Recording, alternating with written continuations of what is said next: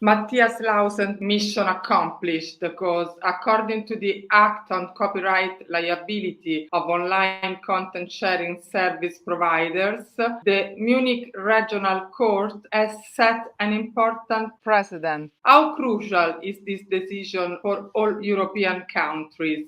I think it's very crucial for all European countries because this decision relies on the Act on the Copyright Liability of Online Content Sharing Service Providers in Germany, which actually derives from Article 17. It is the implementation of Article 17 DSM, Digital Single Market Directive from the European Union. And this Article 17 is basically implemented in the same way in throughout Europe. So I would assume actually that this ruling sets a precedent basically for all member states of the European Union. TikTok is strengthening its service to distribute longer videos, podcasts, and other digital content. Are the indication of liability established by URDAC sufficient for you?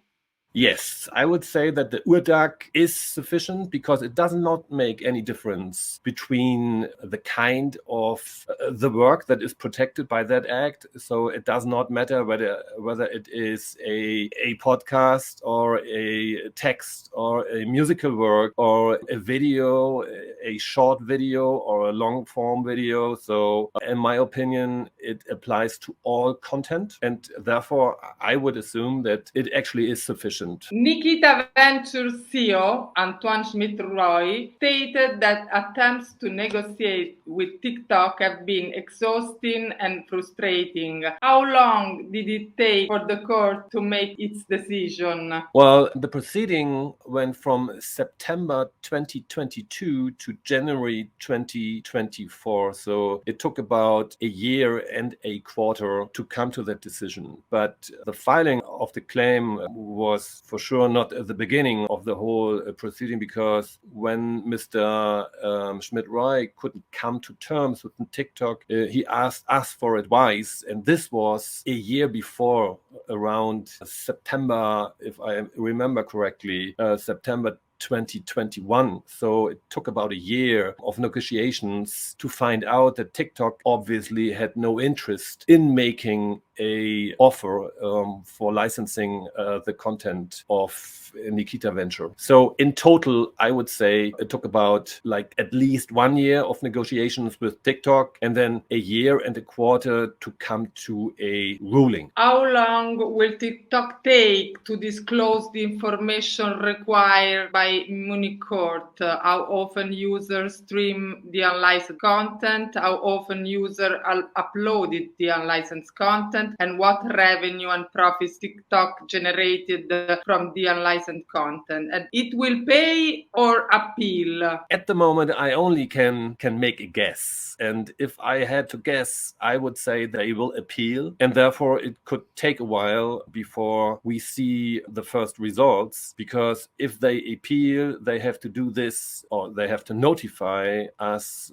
within 4 weeks of the ruling. And then I think it will take another year to get a second decision. And then you have also the third one. They can appeal another time, take the proceeding to the federal court, which would take probably another year. So probably we have to struggle another 2 years in total in order to get a final decision. And then TikTok will pay. This will cover the past as well, yes. Is it fair for user-generated content platform to be required to pay a blanket license for all user-generated content? Well, I think it is fair in total, because as long as a user-generated content platform makes or monetizes the content, that is uploaded to its platform, I think it's fair to distribute a share of that revenue to those who actually own the content. I think that's reasonable, yes. And the use of AI, artificial intelligence, is starting to be integrated into the regulation of certain user-generated content. What's about this content? Well, actually, if you want to know my personal opinion, I would judge it a little different from what the US Copyright Office has judged. Because in my opinion, artificial intelligence uses, obviously, copyright protected work in order to get trained and in order to generate new content. And I would think it is fair to have those content owners a share in those revenues that are generated from content that is generated by artificial intelligence. Although I must admit that so far I don't know any ruling that would support my opinion. So I think a blanket license would be one path forward, which could be a good solution actually, because collective licensing in this environment, I think, would be a good way forward. But so far, actually, I don't see any real progress for content owners. But actually, we are very much at the beginning of this, and discussions just have started. So we will see where we will get. Did you ask for a takedown of Nikita Ventures content till the resolution or the end of the appeal? Well, in the first instance, we were asking for a license because a rights owner is always keen to license his content because that's how he makes his living. But since TikTok didn't offer any license, the ruling actually states that TikTok now is not allowed anymore